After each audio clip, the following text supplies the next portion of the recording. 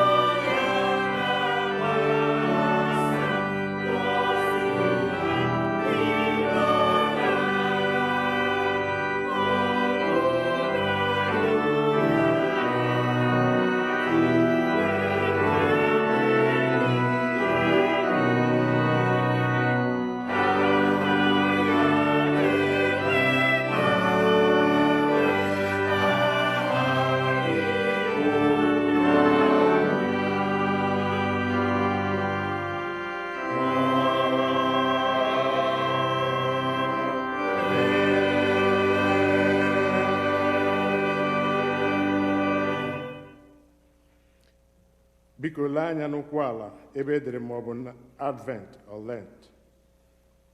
Gọzie Jehova bụ onye na-agbaghara mmehie anyị niile.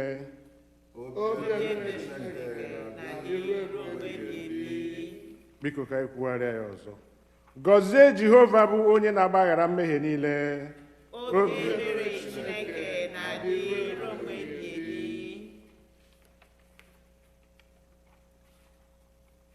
A mụrụ nye anyị onye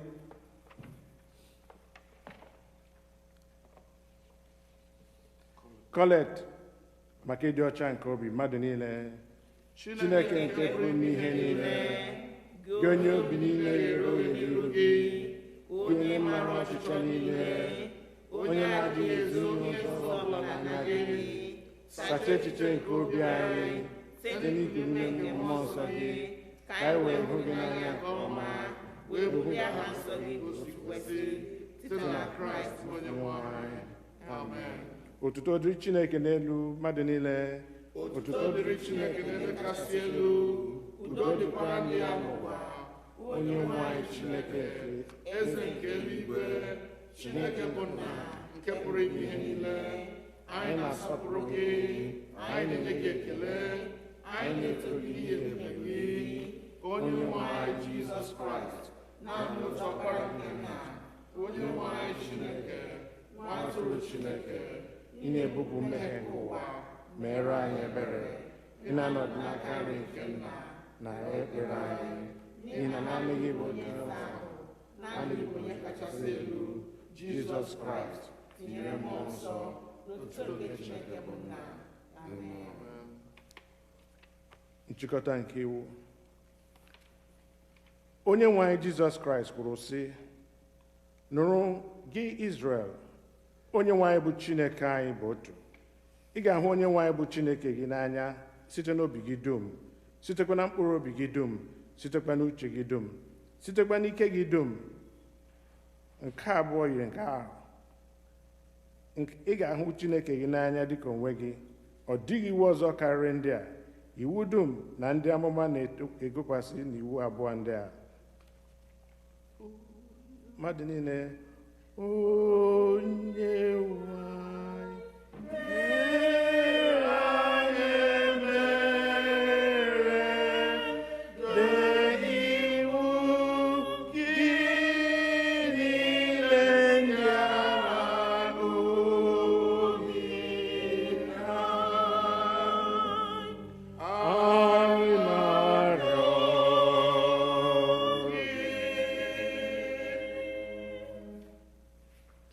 Chineke hụrụ ụwa n'anya rie nne na o nyere naanị otu ọkpara ya bụ Jizọs Kraịst ka ọ zọpụta anyị na mmehie anyị niile, ka ọ bụrụ onye na-ekpechitere anyị ọnụ anyị n'eluigwe ma wetakwa anyị na ndụ ebighị ebi.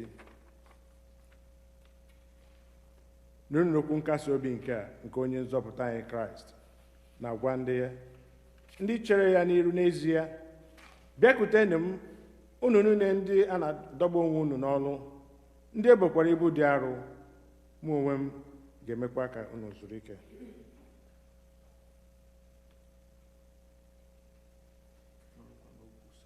Nụrụnụ, okwu a kwesịrị ntụkwasị obi, kwesịkwa ka a nara ya nke ọma n'ụzọ niile ọbụla, na Kraịst Jizọs bịara n'ụwa ịzọpụta ndị mmehie.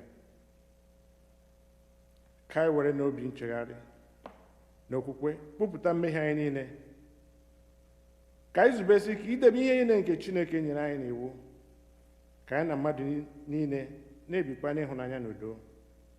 Ka anyị were nwayọọ gbuo ikpere n'ala wee kwupụtara Chineke mmehie anyị.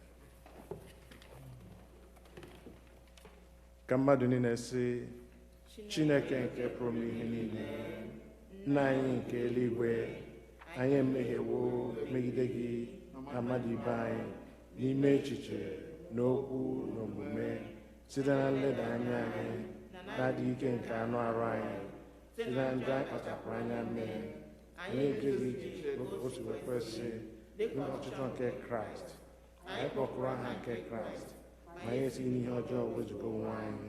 Ọ na-ewute anyị n'ezie, anyị ewu obi anyị niile chegharịa na mmehie niile anyị n'ihi ọkpara gị Jizọs Kraịst, onye nwụrụ n'ihi anyị, gbaghara ihe niile nke gara aga, kwekwa ka anyị na-efe gị ofufe n'ime ndụ ọhụụ, otuto na ebere na gị. Amen.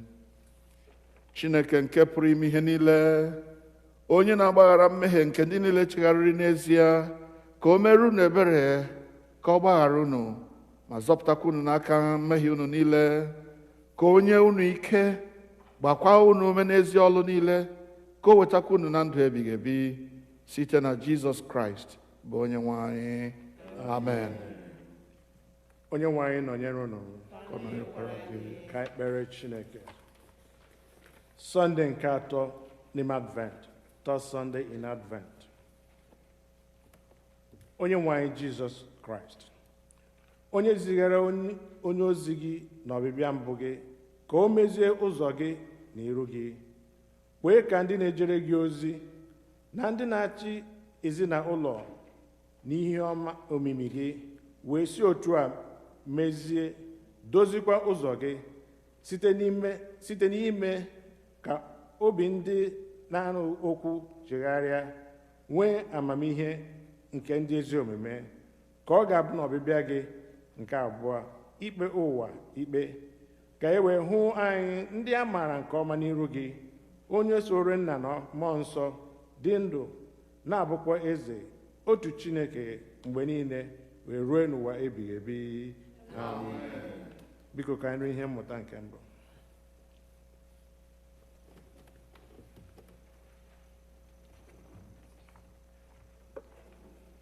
Ihe mmụta anyị nke mbụ ga-esi n'akwụkwọ Azaya isi nke 61 malite n'amaokwu nke mbụ ruo na nke anọ, malitekwa n'amaokwu nke asatọ ruo na nke 11. Isaiah chapter 61, beginning to read from verse 1 to 4 and verse 8 to 11. Mmụọ nke onye nwe anyị bụ Jehova dị n'arụ m, n'ihi na Jehova ewetawo m mmanụ isi ndị ewedara n'ala, izi ndị ewedara n'ala ozi ọma. O zitewo m ikechi ọnya ndị obi ha tiwere tiwa, ikposa ọrịra kwa ndị adọtara n'agha, na ikposa mmeghepụ ụlọ mkpọrọ gwa ndị ekere agbụ, ikposa arọ mgbe ihe mmadụ na-atọ Jehova ụtọ, n'ụbọchị ịbụ ọbọ Chineke anyị nyere, ịkasị ndị niile na-eru uju obi, ịdọrọ ndị Zayọn na-eru uju, inye ha ihe ọma ike n'isi ọnọdụ ntụ, mmanụ obi ụtọ n'ọnọdụ iru uju, akwa mgbokwasị ọtụtụ n'ọnọdụ mmụọ nke na-enyoghị inyoghị, ka e wee kpọọ ha osisi ok nke ezi omume, ihe ọkụkụ nke Jehova, ime ka ọ maa mma. Ha ga-ekwukwa ebe niile nke bụ mkpọmkpọ ebe, site na mgbe ebighị ebi gara aga, ebe niile nke tọgbọrọ n'efu nke ndị mbụ ka ha ga-ewuli, meekwa ka mkpọmkpọ obodo niile dị ọhụụ, bụ ebe tọgbọrọ n'efu nke ọtụtụ ọgbọ gara aga. N'ihi na mụ onwe m Jehova na-ahụ ikpe ziri ezi n'anya, ana m akpọ nnapụ ihe ike na ajọ omume asị, m ga-enyekwa ha ụgwọ ọlụ ha n'eziokwu. Ọ bụkwa ọgbụgba ndụ ebighị ebi ka mụ onwe m na ha ga-agba. A ga-amakwa mkpụrụ ha n'etiti mba niile, na ụmụ nke pụtara n'arụ ha n'etiti ndị niile dị iche iche. Ndị niile ndị na-ahụ ha n'anya ga-amata ha, na ha onwe ha bụ mkpụrụ nke Jehova gọziworo. Obi ga-atọkwa m ụtọ nke ukwuu n'ime Jehova. Mkpụrụ obi m ga-etegharịkwa egwu ọṅụ n'ime Chineke m, n'ihi na ọ chịworo uwe nzọpụta yikwasị m. O were ewo uwe mwụda ezi omume kpọchie m, dịka onye na-alụ nwaanyị ọhụụ si ewere ihe ọma ike n'isi kee onwe ha dịka onye nchụaja, na dịka nwaanyị na-alụ ọhụụ si ewere ihe ijiji ya niile chọọ onwe ya mma. N'ihi na dịka ala si eme ka ihe ọpụpụ ha pụta, na dịka ubi agbara ogige si eme ka ihe aghọworo n'ime ya pụọ, otu a ka onye nwe anyị Jehova ga-eme ka ezi omume na ọtụtụ pụta rue mba niile. Nke a bụ okwu onye nwe anyị.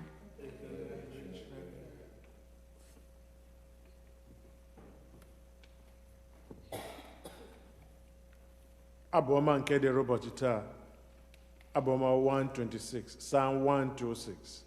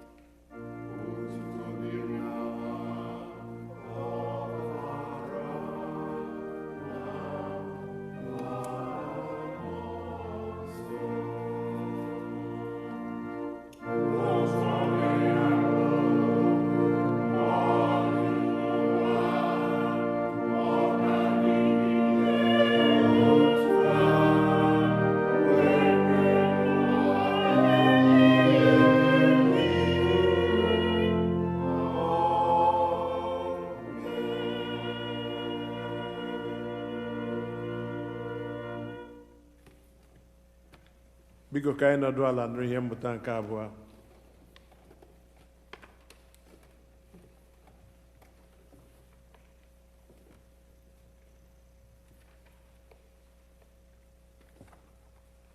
Our second reading will be taken from Paul's first letter to the Thessalonians, chapter 5, beginning in verse 16.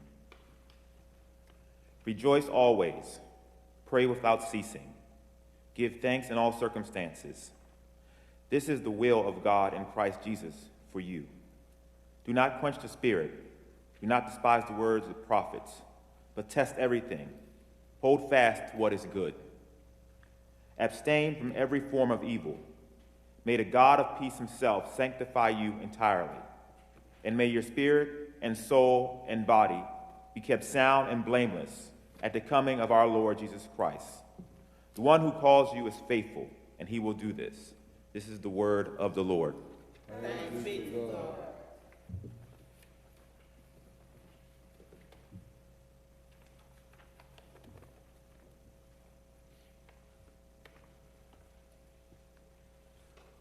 Ugbu anyị ga-akwado onwe anyị maka ịnụ okwu Chukwu na ịnụ ozi ọma site n'ịbụ abụ 272, hymn number 272.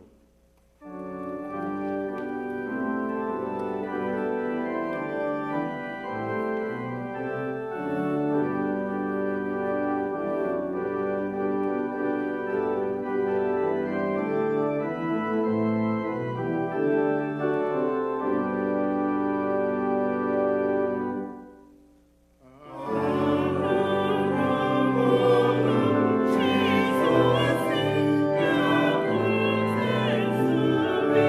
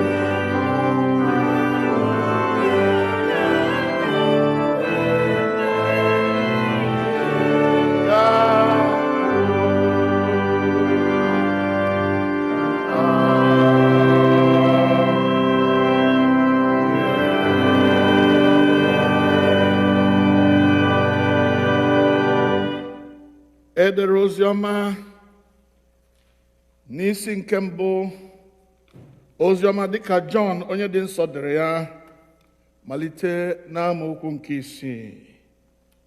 Otuto dịrị Chukwu. The Gospel according to St. John, chapter 1, beginning to read at verse 6 to verse 8, beginning to read at verse 19 to verse 28.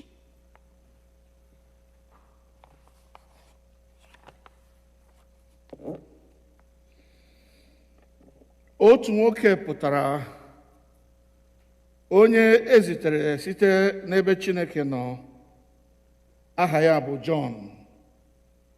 Onye ahụ bịara ịgba ama ka o wee gbara ihe ahụ ama, ka mmadụ niile wee site na ya kwere. Ya onwe ya abụghị ihe ahụ, kama ọ bịara ka o wee gbara ihe ahụ ama. Lee anya na verse 19. Nke a bụkwa ama Jọn. Mgbe ndị Juu sitere na Jerusalem zitere ya ndị nchụaja na ndị Livai ka ha jụọ ya sị, gị onwe gị bụ onye? Wee kwupụta, ọ gọghịkwa agọ, ma o kwupụtara sị, mụ onwe m abụghị Kraịst ahụ. Ha wee jụọ ya sị, ị bụ gịnịkwa? Gị onwe gị ị bụ Elaịja? Ọ sị, abụghị m. Gị onwe gị bụ onye amụma ahụ? O wee zaa sị, ee. Ya mere ha sịrị ya, ị bụ onye? Ka anyị wee nye ndị zitere anyị ihe ọzịza. Ị sị gịnị banyere onwe gị? Ọ sịrị, mụ onwe m bụ olu otu onye na-eti mkpu n'ọhịa sị, meenụ ụzọ Onyenwe anyị ka o guzozie, dịka Aịzaya onye amụma kwuru. Ma ụfọdụ n'ime ha ka ezichara site n'etiti ndị Farisii. Ha wee jụọ ya sị ya, ọ bụkwa gịnị mere ị na-eme baptizim? Ma ọ bụrụ na gị onwe gị abụghị Kraịst ahụ, ma bụghị Elaịja, ma ị bụghị onye amụma ahụ. Jọn zara ha sị, mụ onwe m na-eji mmiri mee baptizim. N'etiti unu ka otu onye na-eguzo, nke unu onwe unu na-amataghị. Ọ bụ onye ahụ nke na-abịa n'azụ m, onye ahụ onye mụ onwe m na-ekwesịghị ịtọpụ eriri akpụkpọ ụkwụ ya. E mere ihe ndị a na Betani n'ofe Jọdan, ebe Jọn na-eme baptizim. Nke a bụ ozi ọma nke Kraịst. Ekele dịrị Chukwu. Ka anyị kpere Chineke. Anyị na-enye gị ekele na inyere anyị amara izukọ n'iru gị n'ụbọchị taa bụ Sọnde nke 3 n'ime Advent. Lee ka o si dị mma, lee ka o si dịkwa ụtọ bụ ibikọ n'otu nke ụmụnne. Biko nye ngọzi gị iwu ka ọ nọgide n'etiti anyị. Anyị arịọ n'aha Jizọs. Bịa n'ike nke mmụọ nsọ gị, nye anyị ike ikwu okwu, nyekwa anyị ntị na-aghọta ihe, ịghọta okwu gị n'ịnụ ya na ịghọta ya, na iji ya kpọrọ ngwa ọrụ mee ka ndụ anyị dị mma mgbe anyị na-echere ọbịbịa nke onye nwe anyị Jizọs Kraịst, ka o wee si otu a dịrị anyị mma. Anyị ekpe ekwere na ị ga-emezuru anyị n'aha Jizọs Kraịst ahụ bụ onye nwe anyị. Amen. Biko nọdụ n'ala. Keleenụ Jehova n'ihi na ọ dị mma.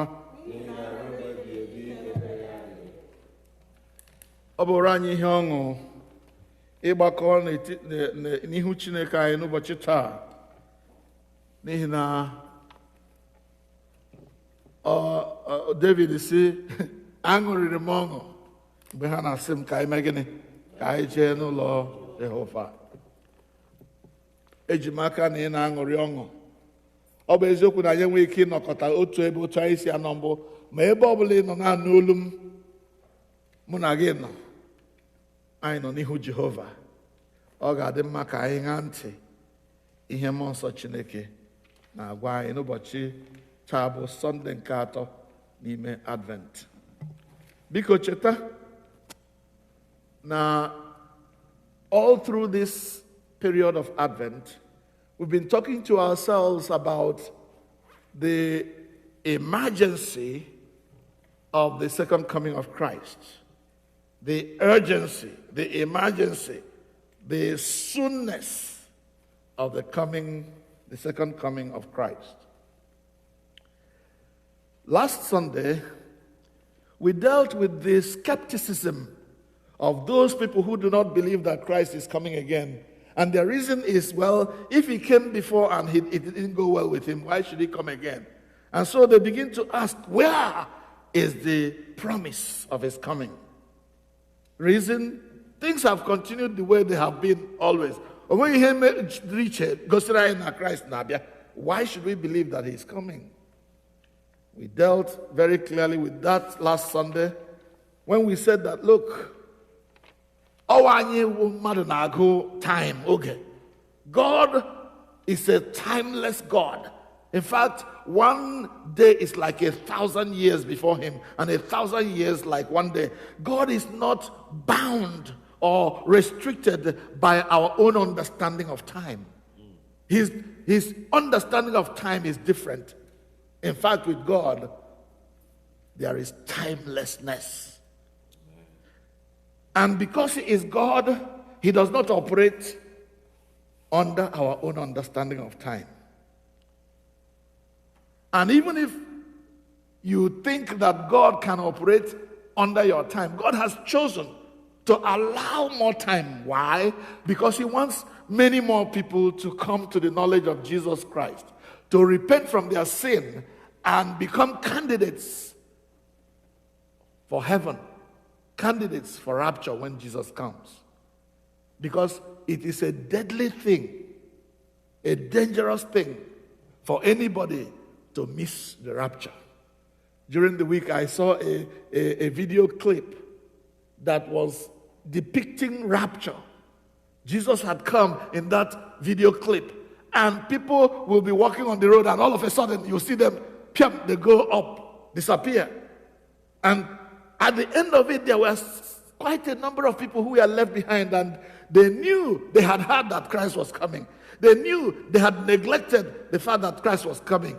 And then they were spending their time now crying and pleading with God to please take them along also, to please have mercy on them. But now it is too late. What a tragedy. Their fate has been sealed forever because they neglected the warning to get ready, to be prepared, to stay alert, because nobody knows the time of the second coming of Christ. And once it happens, whoever is left here is too late. So God is giving more time, so that if you are still dealing in unbelief, still living a life that is not worthy of heaven, you have time to repent and turn to the Lord, so that when Jesus comes, you will be one of those who will follow the saints when they go marching in. God can do whatever he likes. He is God. onye gara je zụrụ moto ọgụ mmụọ masịrị ya bụ moto gbara gawa ebe ọ gaji ebe masịrị ya agaghị nwe moto. You can ride it anywhere you want. Same with God. God created the whole universe. He created our life, our time, everything we are and we have. And God can say, this is when I want my own back. So let us be warned. As we wait for the coming of the Lord Jesus Christ, we need to be alert and get ready. Instead of wasting our time asking, oh, where is the promise of his coming? Look what all kinds of foolish theories going on. Let us get busy and do what the Bible tells us to do. So today, I want us to look at what our life should be in view of Christ's second coming. Life in view of Christ's coming. And there are three things that I'd like us to look at as we try to live our life in view of Christ's coming. What should we be doing? Number one, let us be witnesses to the power of Christ. We are supposed to be witnesses for Christ. We have been called to witness to the redemptive power of Christ's first coming, to the redemptive power of his teaching, his life, his substitutionary death upon the cross of Calvary, and his resurrection and ascension. All those things that Christ is. He's coming from heaven. Whom shall we send and who shall go for us? And Jesus says, here am I, Lord, send me. He comes to earth. He lives his life teaching us what heaven is like. At the end of the day, we kill him. He dies a very terrible death, but thankfully a substitutionary death. Substitutionary death means that he died in my stead. He died in your stead. He substituted his own life for mine. He gave his life so that I might live. And after he died, God raised him from the dead. And he ascended into heaven. I remember on that day when he was ascending in Acts of the Apostles chapter 1, the men of the disciples were there looking up into heaven. And the angels came around them and said, ye men of Galilee, why do you stand loitering about? Why do you stand gazing up into heaven? This same Jesus, whom you have seen taken up into heaven, will come back in like manner as you have seen him go up.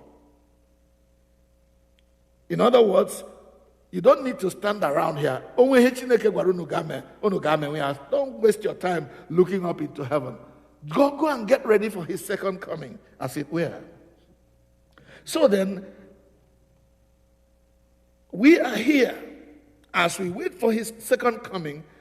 We have been called and commissioned to go and tell others about him, about the power of his resurrection, about his salvific power, about his redemptive power. And in Isaiah chapter 61, which was read for us, we are given the content of what should be our witness, the content of our message. The Spirit of the Lord is upon me, and he has sent me to preach good news to the poor. That's what Jesus says in Luke chapter 4. He has anointed me to proclaim release for the captive, to proclaim sight to the blind. It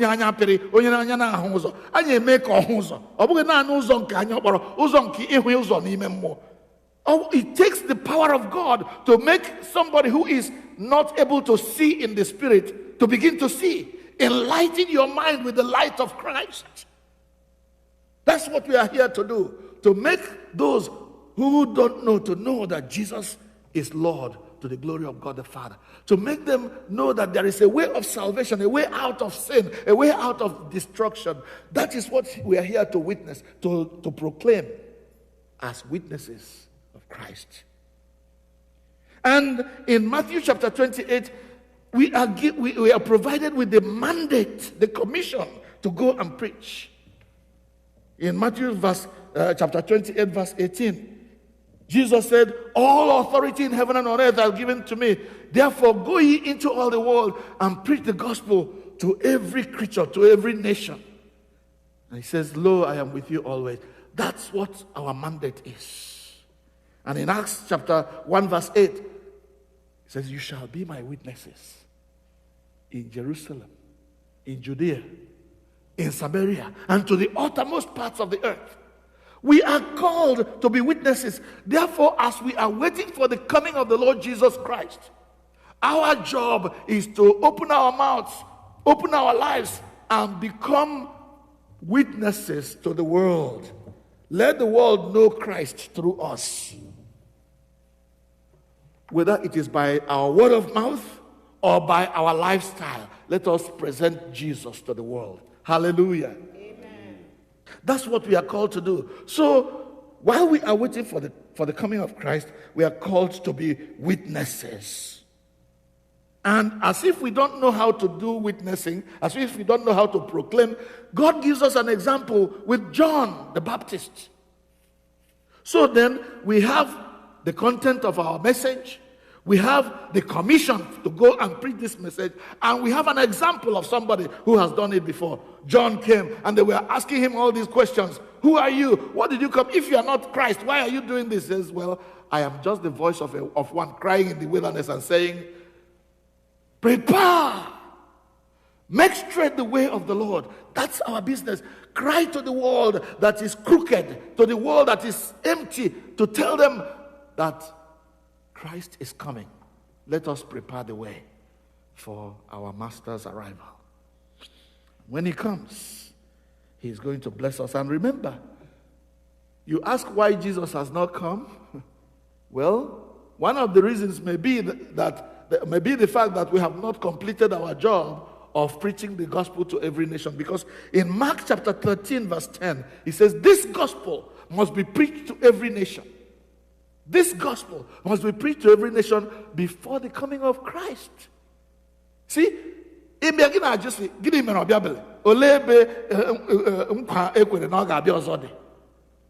you have not done your own job, you want Jesus to come. What will he do to you when he comes for not doing your job? So, beloved ones, while we wait for the coming of Christ, let us preach the word in season and out of season. Whether it is convenient or not, our calling is to make Jesus known. Tell the world that Jesus saves. Let them know there is salvation in Christ. Number two thing we must be doing as we wait for the coming of Christ. So first, we are going to be witnesses to Christ. But secondly, we are supposed to be building character into our lives.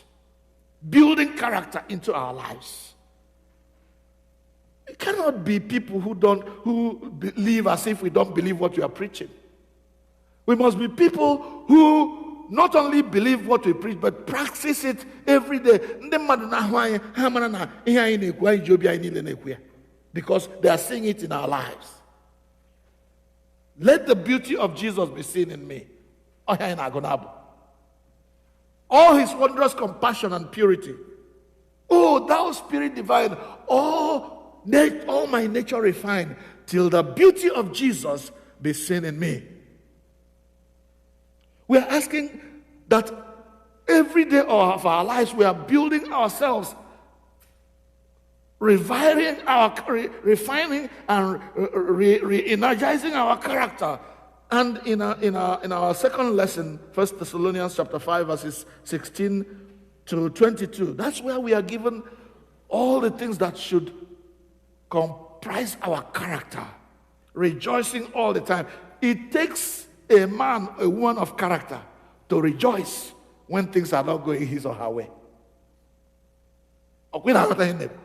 Yes, it takes a woman of God to be praying always, even when maybe his or her child is dying and she's praying and believing God.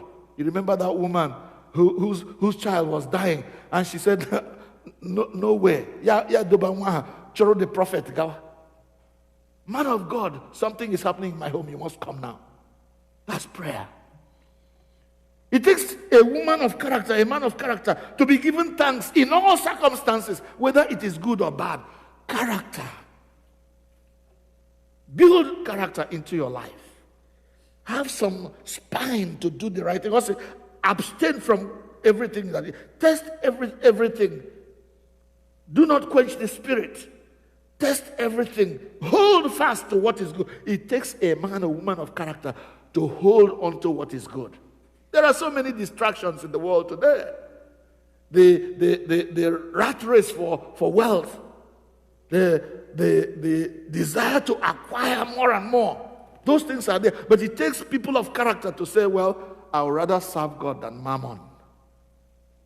I gave a Chineke carrier ife ego dollar or position. There are people who are ready to sacrifice truth on the altar of I want to be president. By all means, whether it is my turn or not, I must be president. Even when you have been voted out of office, you still want to hang on and spoil things for us. It takes people of character to accept truth and live by it. Abstaining from every form of evil. I know it is not the easy way thing, but you see, when we determine that we want to live a life of quality character, then we have the backing of our God. Because at the end of that place, he says, the one who called you is able, and he will do this for you. Amen. He will do this. He will help you. So let's build character into our lives. Strong character. Character that is able to see truth and speak it, even if it is to power. Say, nah, you are wrong. This is where the truth lies. It doesn't matter whose ox is God. But thirdly, as we witness to the power and authority and ability of our God in Christ, as we build character into our lives, we are also asked, thirdly, to expose our lives to the sanctifying power of God. That is the one we cannot do by ourselves. Because you see, the Bible says that nothing that defiles, nothing that defiles will get into heaven. Therefore, each one of us needs to be sanctified by the power of God. So, as we build character and as we witness to the coming of the Lord, let us submit ourselves to the sanctifying power of God in Christ. That is what we read in 1 Thessalonians chapter 5, verses 23 and 24. That is this last part of allowing ourselves to be sanctified and made whole by the blood of Jesus. That is so that we can be blameless before God. Look at it, verse 23 and verse 24. Okay, beginning from verse 22, he says, abstain from every form of evil. Verse 23, may the God of peace himself sanctify you entirely, and may your spirit, your soul, and your body be kept blameless at the coming of our Lord Jesus Christ. And verse 24, he says, the one who has called you is faithful, and he will do this. Hallelujah. Amen. The one who has called you is faithful. The one who has called you to be a witness for Christ. The one who has called you to build character into your life. And the one who has called you to come to sanctification. This God is able to do this in your life. Prepare you and keep you blameless until the coming of our Lord Jesus Christ. Oh God, we pray that you will help each one of us to submit ourselves to these things that you want us to do. As we wait for the coming of the Lord Jesus Christ, let us be people who are talking Jesus with our lives and with our mouths, who are witnessing to the power of the Holy Spirit in our lives. But let us also do our best to build character into our lives, rejoicing in the power of the Holy Spirit, praying always, giving thanks under all circumstances, and not allowing anything to stop us, making sure that we stick with the truth, and then exposing ourselves to the sanctifying power of the Lord, so that we may remain blameless unto the coming of our Lord Jesus Christ. Let us pray.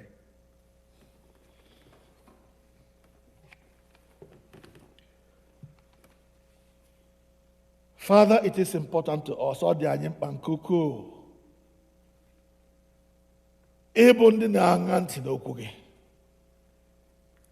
we desire, O God, to be witnesses for Christ wherever we are, whether we are young or old, or not too old or not too young. Give us a free will that chooses to speak of Jesus and make him known to the world.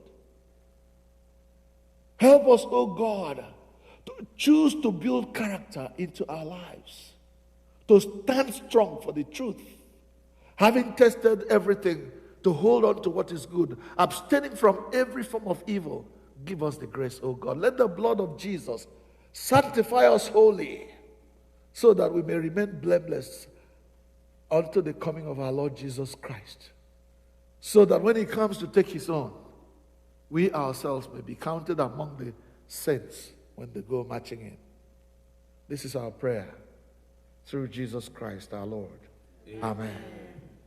Oh, when the saints go marching in, when the saints go marching in, oh Lord, I want to be in that number, when the saints go marching in.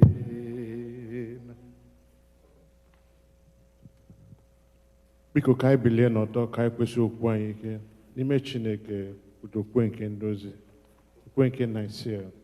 We are on page 12. Ka mmadụ niile si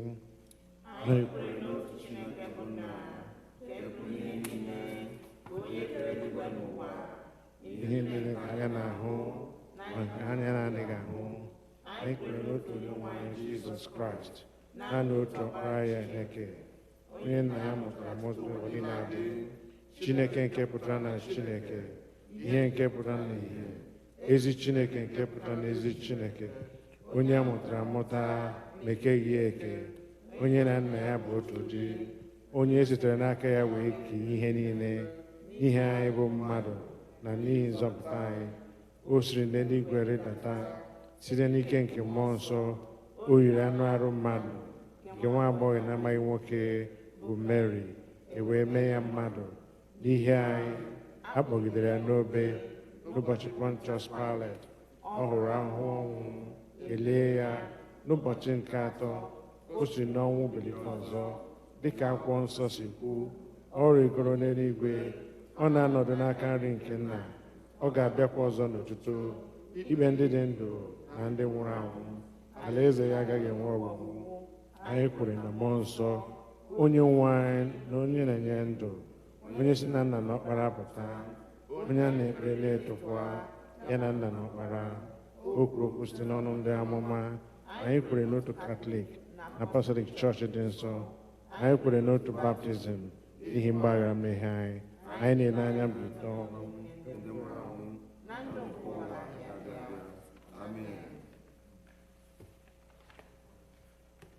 Biko ka anyị nọdụ n'ala, nọrọ in the mood of prayers.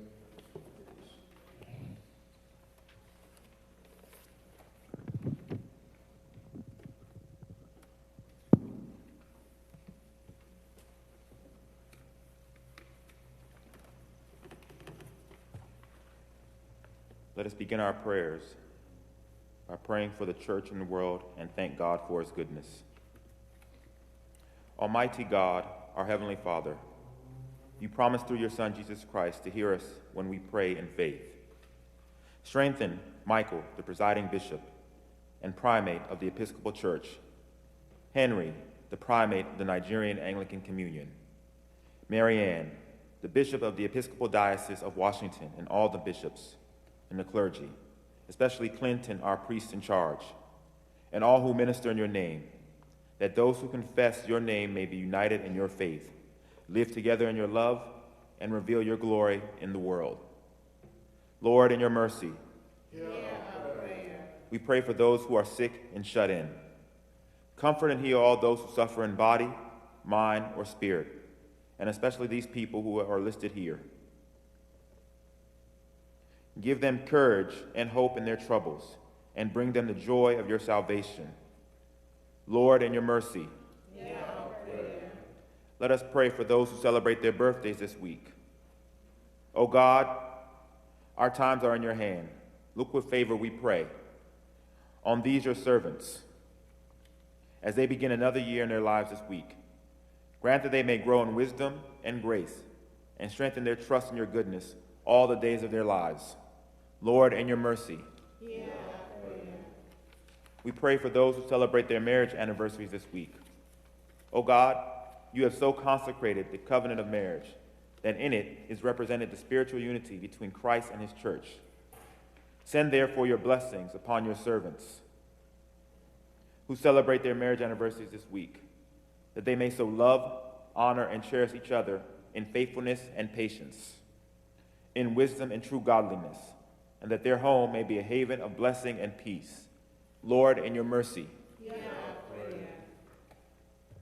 we pray for remembrance of those and their families who have died in the faith of Christ.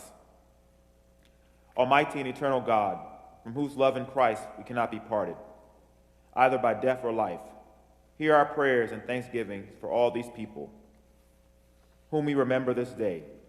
Fulfill in them the purpose of your love, and bring us all with them to your eternal joy. Lord, have mercy on those who mourn, feel numb, are crushed and filled with the pain of grief because of their loss. Grant that they may know the consolation of your love. Lord, in your mercy, we pray for the nations of the world. Bless and guide the leaders all over the world. Give wisdom to all in authority and direct every nation, especially in America, and our country, Nigeria, in the ways of justice and peace, that people may honor one another and seek the common good. Give grace to us, our families and friends, and to all our neighbors, that we may serve Christ in one another and love as he loves us. Lord, in your mercy, we pray for our families. Give grace to us, our families and friends, and to all our neighbors, that we may serve Christ in one another and love as he loves us. Preserve those who travel at this time, especially the members of All Saints Igbo Anglican Church and the larger community. Surround them with your loving care. Protect them from every danger, and bring them in safety to their journey's end. Lord, in your mercy, we pray for an end to the coronavirus. We pray for an end to the spread of the coronavirus around the world. We pray for all who have been affected by the disease in one way or another.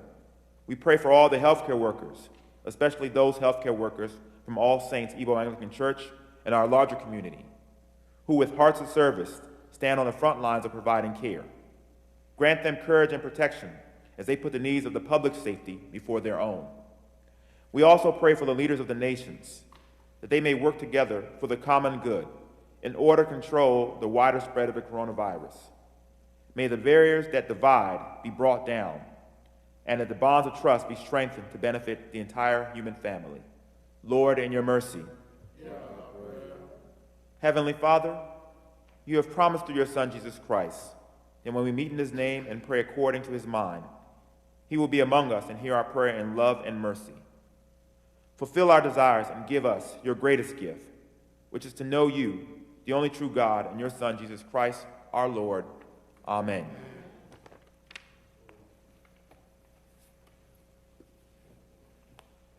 Let us continue one more moment in prayer as we thank God for our brothers and sisters who have gone home for one thing or the other. We have prayed and we will continue to pray for our beloved ones who have to go to Nigeria for the burials of their loved ones. We pray especially for the Nwachukwu family who will be burying our brother David during this week. Let us pray that God will lead each one of them home. The last batch of those travelers are leaving today. We know that God will lead them safely home. Others have arrived already by His grace. Anyị na-arịọ ka Chineke anyị duru obi ọha na ezinụlọ ya laruo Nigeria nke ọma, ka ha soro ndị nke ọzọ wee nọkọ mgbe a na-eli nwanne anyị nwoke David. Anyị na-echetakwa ezinụlọ nwanne anyị nwoke bụ Emmanuel Njọkụ, onye anyị hụrụ na ọ nọ na ihe mgbu hiri nne kemgbe wiki a gara aga, mgbe anyị nụrụ maka ọnwụ dede ya Louis, ọnwụ nwunye nwanne ya bụ de Paul, but nke kacha mwute ugbu a bụ ọnwụ Fortune nwanne ya nwoke. Anyị na-arịọ ka Chineke kasie ezinụlọ Njọkụ obi n'ihi ọnwụ mmadụ atọ ndị ya na Britain, na America, na n'ụlọ, ka ha ghara ibebiga akwa oke, n'ihi na ezinụlọ a bụ ezinụlọ ndị maara Chineke. Ka okwu nsọ nke anyị na-agụ n'akwụkwọ nsọ kasie ha obi n'oge dịka oge a, ka ha mara na olileanya dịrị ndị nsọ. Mgbe ndụ nke a gabigachara, ọnwụ bịa, ọnwụ ha aghọọla ụzọ sara mbara esi abanye na ndụ ebighị ebi. Ka ha were nke a kasie onwe ha obi. Ka anyị chetakwana nwanne anyị ma mgbe anyị na-efekọ Chineke n'ebe a, ka Chineke gbaa ya ume, kasie ya obi, kwee ka ọ mara na ọrụ na-arụ Chineke efughị ọkpọrọ. Nna anyị na-arara ụmụ gị ndị a na-etinye n'aka gị. Ọ bụghị naanị ha, anyị na-echetakwa ezinụlọ Ogbuokiri, nwanne anyị nwoke Azụbụike na ụmụnne ya Chidi na ndị nke ọzọ Ifeanyị. Ka Chineke anyị duru ha gaa mgbe ha na-aga ili mama ha. Ka anyị cheta ndị udo ndị ga-elikwa eze ha n'oge a. N'ime ihe niile ndị a, ka Chineke nara otuto, nara ngọzi. I want to pray especially for those who are celebrating birthdays this week, because I see that one of my daughters, one of my goddaughters is also celebrating her birthday today, this week. That God in His mercy will keep all these our brethren, Violet Ohalete, Ugochi Onwebu, Charles Nwadigo, Noble Maduako, Amara Odunukwe, Onyinyechi Nwachukwu, Norma Njoko, and Norma Okwuọma.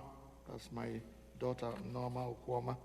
That God will keep sustaining these His children as they step out of 1 year and enter another year of their lives. That the glory of God will be made manifest in their lives, and they will become witnesses for Christ through their words and their lives. We pray in Jesus' name. Amen. Dịka ihu anyị dị iche iche, otu a ka ọnọdụ anyị na mkpa anyị n'ime ụwa anyị bi n'ime ya si dị iche iche.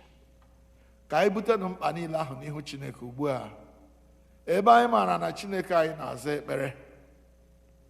Ka anyị kpọkuo ya ebe ọbụla anyị nọ, n'ihu ụlọ anyị dị iche iche, n'ime ụlọ anyị dị iche iche, na n'ime ebe anyị na-ezukọ, ebe ọbụla ị nọ na-anụ olu m, kpọkuo Chineke banyere mkpa ahụ dị n'ime ụlọ gị, mkpa ahụ dị n'ime ahụ na ndụ gị, n'ihi na Chineke anyị bụ onye na-aza ekpere. Ọ na-eme ihe ukwu, aha ya bụ akpọ aza. Tell it to Jesus, whatever the needs are in your life at this time. Let us round up our prayers. Ka ka anyị chịkọta ekpere anyị ọnụ.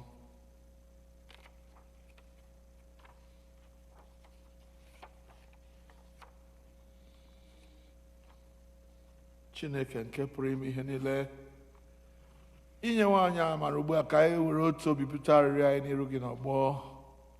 Kwekwa nkwa sị na ọ bụrụ na anyị ezukọ mmadụ abụọ maọbụ atọ maọbụ karịa otu ahụ wee kpọkuo gị na ị ga-anụ arịrịọ anyị. Biko nna, mezuo ọchịchọ na arịrịọ nke ndị ohu gị ugbu otu ọ ga-adịchasịrị anyị niile ezi mma. Nye anyị ọmụma nke eziokwu gị n'ụwa nke a na ndụ ebighị ebi n'ụwa nke na-abịa.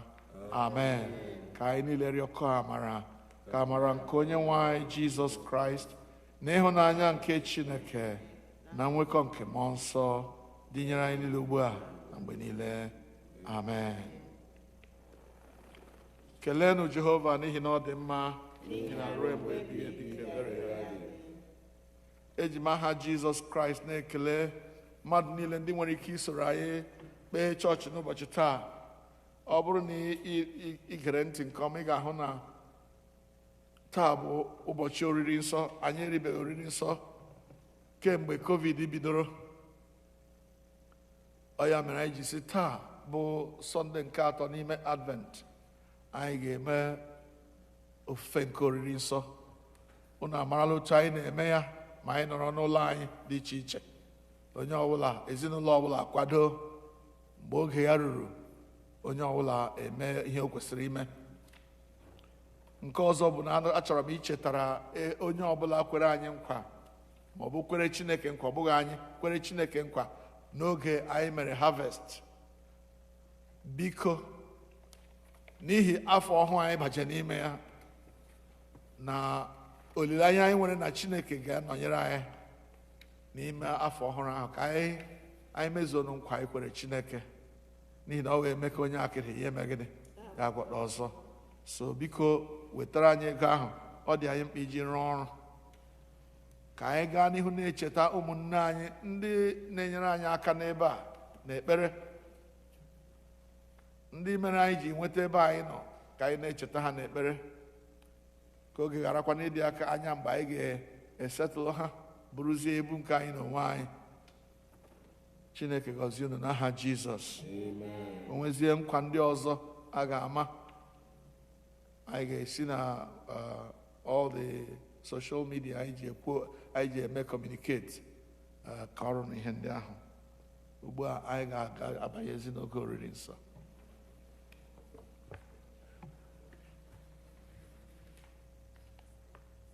Biko ka anyị na-akwado onwe anyị maka oriri nsọ, anyị ga-ewebata ihe onyinye anyị mgbe ọ ga-na-eplay. Biko enwere the various media iji wee webata onye anyị, bụ ma Cash App, REM. Biko webata ugbu a as the organ plays.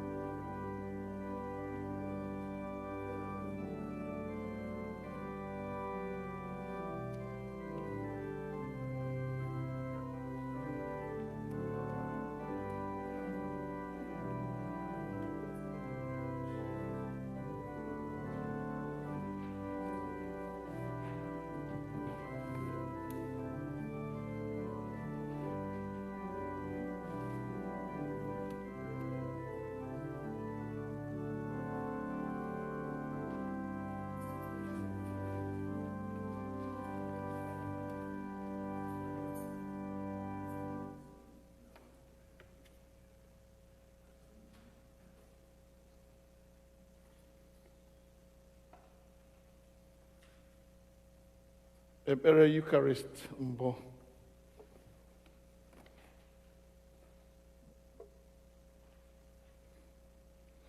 Onye nwe anyị nọnyere unu. Bulitenụ obi unu. Ka anyị nye onye nwe anyị bụ Chineke anyị ekele. Bilie ọtọ, o ziri ezi n'ezie. Ọ bụkwa ọlụ anyị na ọṅụ anyị inye gị ekele n'ụtụtụ mgbe niile n'ebe niile. Nna dị nsọ, eze nke eluigwe, Chineke nke pụrụ ime ihe niile, nke dị ndụ ebighị ebi, site na Jizọs Kraịst, naanị otu ọkpara gị bụ onye nwe anyị, n'ihi na ọ bụ okwu gị ahụ nke dị ndụ. I sitere n'aka ya wee mee ka anyị pụọ n'oru nke mmehie, ebe i mere ka mma ya n'ụdị mmadụ, mekwa ka ọnwa n'elu obe. I mere ka o si n'ọnwụ bilie, wee welie ya elu, ka ọ nọdụ n'aka nri gị n'ebe kasị elu. I sitere n'aka ya zikwasị n'isi anyị mmụọ gị nke dị nsọ ma na-enyekwa ndụ, wee mee ka anyị bụrụ gị ndị na ihe onwe.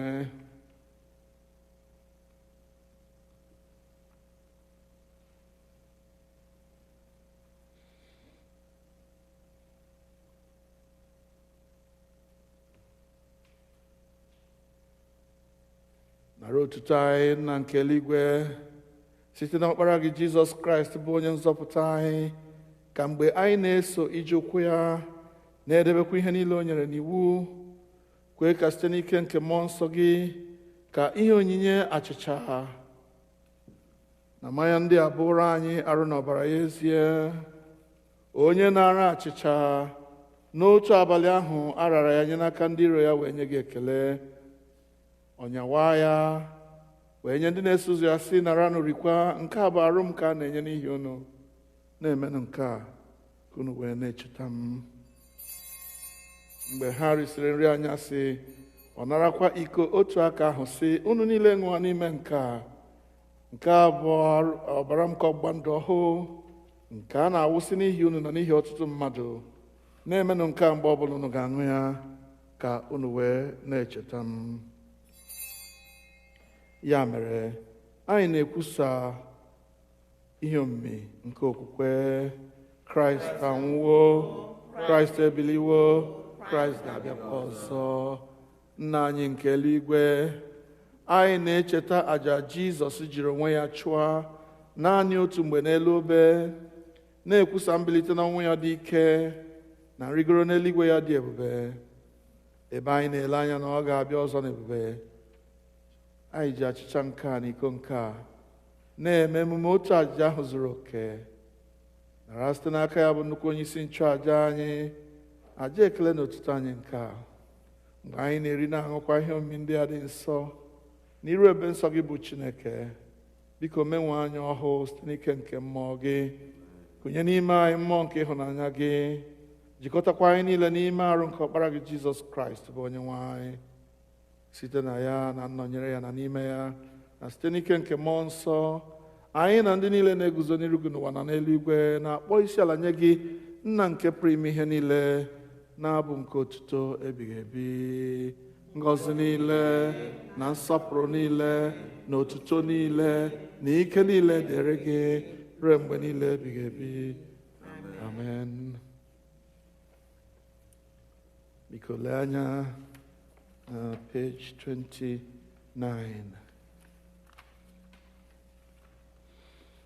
Anyị na-anyawa achịcha nke a iketa oke na arụ nke Kraịst. Ọ bụ ezie na anyị dị ọtụtụ, anyị arụ n'ihi na anyị niile na-eketa oke n'otu achịcha ahụ. Nwa atụrụ Chineke, ị na-ebupụ mmehie nke ụwa, mere anyị ebere. Nwa atụrụ Chineke, gị onye na-ebupụ mmehie nke ụwa, mere anyị ebere. Nwa atụrụ Chineke, ị na-ebupụ mmehie nke ụwa, nye anyị udo gị.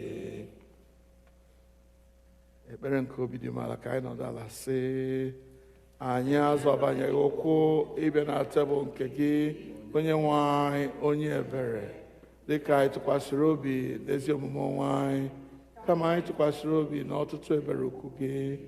Anyị ekwesịghị ịtụkọ eriri nri n'okpuru tebụl gị, ma gị bịa otu onye nwe anyị ahụ, onye nwe ime ebere mgbe niile. ya mere kwee onye nwe anyị onye amara ka anyị si otu a rịa arụ nke Jizọs Kraịst bụ ọkpara gị hụrụ n'anya, ka anyị sikwa otu a ṅụọ ọbara ya, ka anyị wee biri n'ime ya, ka ya onwe ya birikwa n'ime anyị mgbe niile. Amen. Were n'okwukwe bịaruo nso, nara arụ nke onye nwe anyị Jizọs Kraịst nke o nyere n'ihi unu na ọbara ya nke ọ wụsịrị n'ihi unu. Rienụ ṅụkwanụ na-echeta na ọ nwụrụ n'ihi unu. Werenụ ya mee nri n'obi unu site n'okwukwe na ikele ekele. Amen.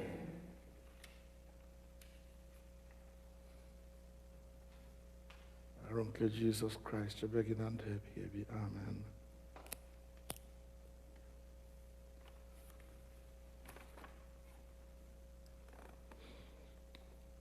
Ọbara nke Jizọs Kraịst chebe gị na ndụ ebighị ebi. Amen.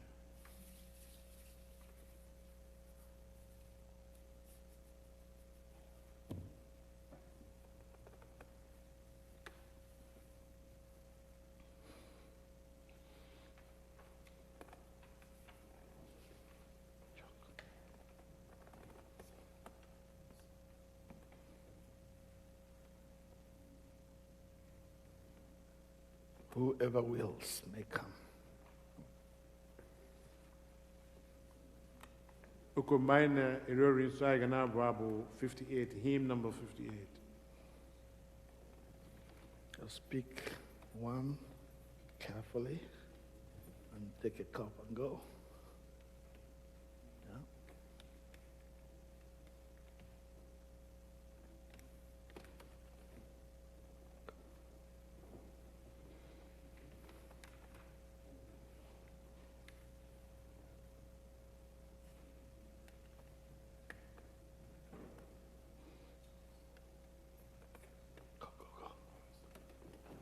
Last.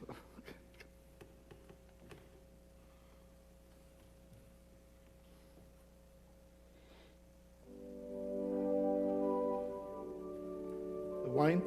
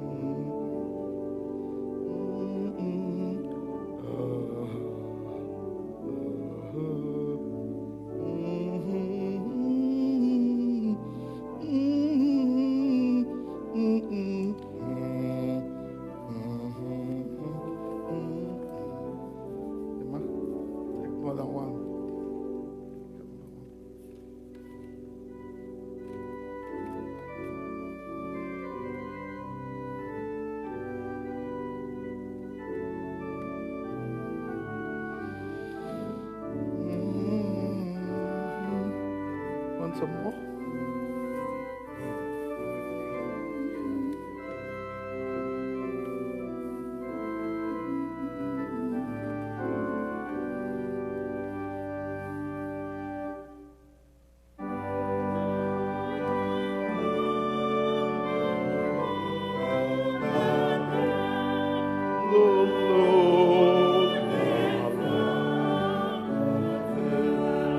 La la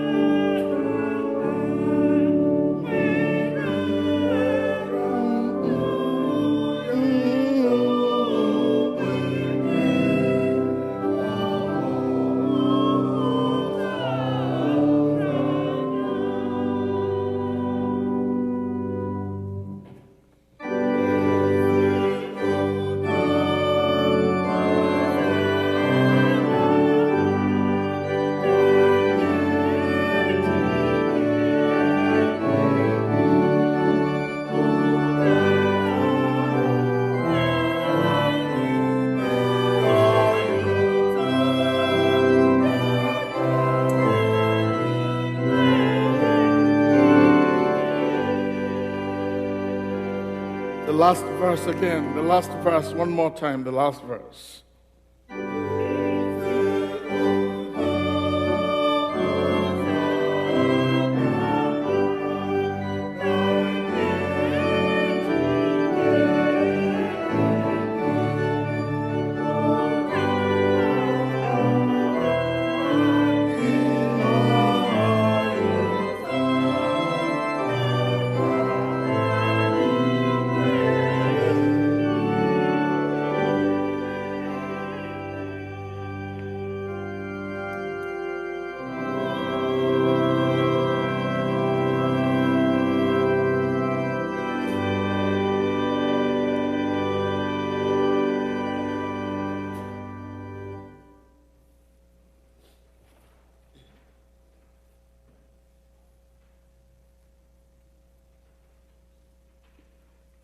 Ilanya, page 33, ekele anyị na-ekele mgbe anyị richara oriri nsọ mmadụ niile, Chineke nke pụrụ ime ihe niile, anyị na-ekele gị n'ihi na ị were ewe arụ n'ọbara ka ọkpara gị Jizọs Kraịst wee zụọ anyị.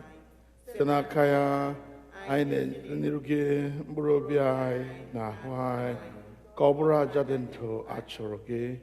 Zipụ anyị n'ike nke mmụọ gị ịdị ndụ na ịlụ ọlụ ga-enye gị otuto na nsọpụrụ. Amen. Ka udo nke Chineke karịrị nghọta mmadụ chebe obi unu na echiche uche unu na ọmụma na ịhụnanya nke Chineke na nke ọkpara ya Jizọs Kraịst bụ onye nwe anyị. Ka ngọzi nke Chineke nke pụrụ ime ihe niile, onye bụ nna na ọkpara na mmụọ nsọ dị n'etiti unu, dinyekwara unu ugbu a na mgbe niile. Amen. Amen.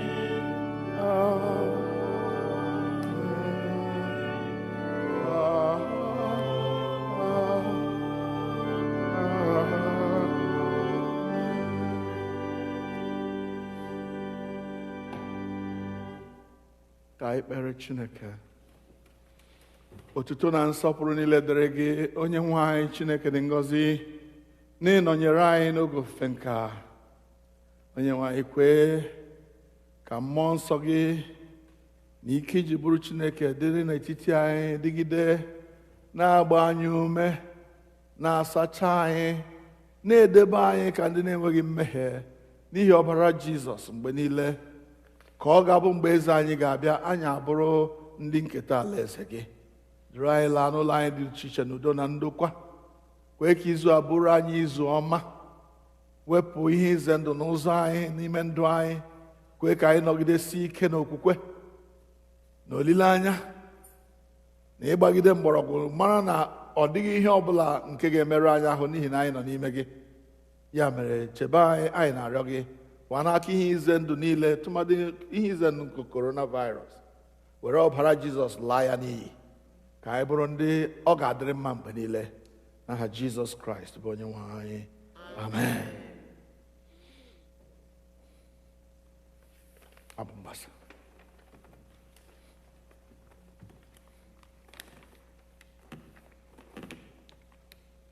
Anyị ga-eweta ofe nru anyị n'ụtụtụ anyị isi njedebe site n'ịbụ abụ 56, hymn number 56.